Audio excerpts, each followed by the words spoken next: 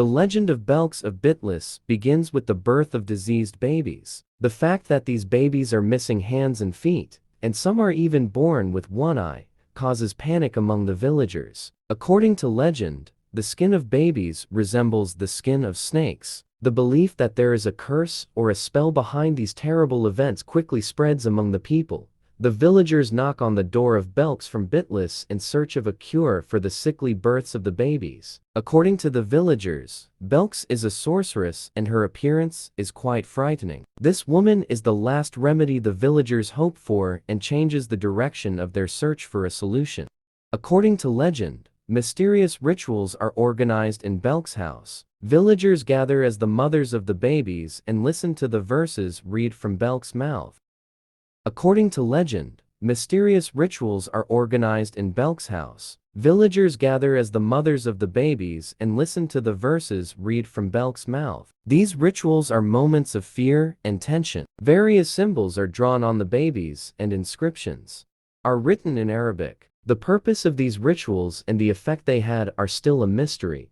The events were described by the people who testified to the official records as follows. I didn't see him very often. Only once, I glimpsed her from a distance, and witnessed that sacred moment in a way worthy of telling. One night, one of the babies who had come into the world diseased was brought to me. Belkıs gathered the mothers of the other children in the garden of the house. A group of about 15 to 20 people repeated the verses that came out of her mouth. While the verses were being read, Belkıs put the newborn baby, who did not have two eyes, in the cradle. She drew different shapes on the area where the baby's eyes were and started writing in Arabic. Then she started shouting words I had never heard before. At that moment, we observed a completely black shadow approaching the cradle. This completely black shadow took the baby and walked away.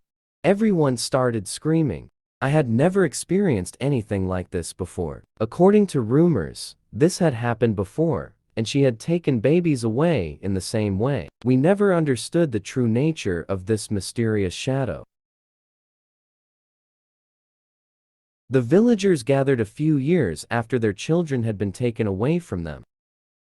The villagers gathered a few years after their children had been taken away from them, only to find that the newborn babies were also diseased and their lives had worsened. They went to the house of Belkıs of Bitlis again, as this constant plague was not going away.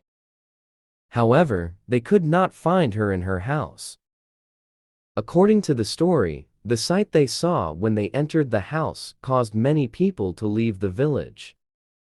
Belkıs of Bitlis' house looked as if it had not been used for years, as if no one had ever lived in it. This scene deepens the mystery of Belkıs in the eyes of the villagers. The symbols and traces inside the house put the villagers in fear and caused many to leave the village. After the mysterious events, the villagers call the gendarmerie and take the situation to the authorities. However, as a result of the gendarmerie's investigation, it is determined that no one named Belkıs has ever lived in the village.